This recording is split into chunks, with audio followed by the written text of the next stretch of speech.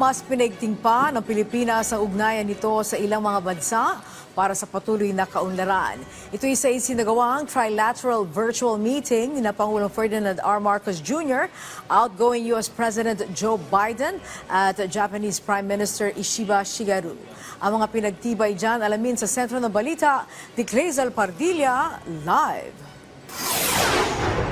Angelique, matapos ang 25 minuto na trilateral leaders meeting ni Pangulong Ferdinand Marcos Jr. kasama ang dalawang matataas na opisyal ng Estados Unidos at Japan na pagkasunduan ng tatlong bansa na palakasin pa ang trilateral agreement ito.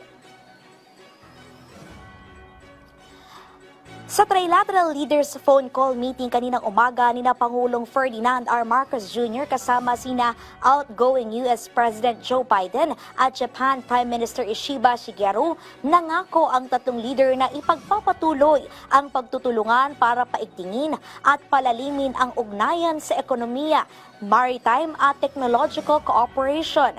Kaya naman kumpiyansa si Pangulong Marcos na hindi mapapatid ang nasimula ng Pilipinas, Amerika at Japan.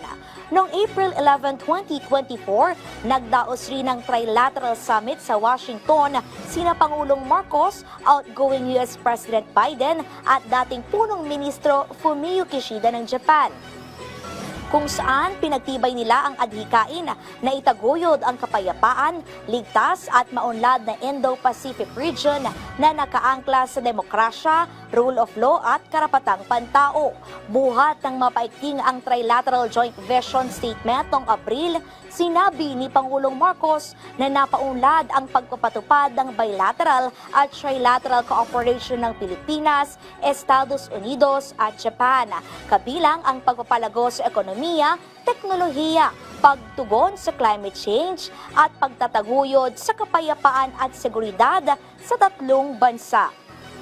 Sang-ayon si Biden sa pahayag ni Pangulong Marcos na inilarawan ang kanilang trilateral partnership bilang makasaysayang tagumpay, lalo na sa maritime at economic security, gayon din sa technological cooperation at pagtatayo ng mga dekalidad na infrastructure investment.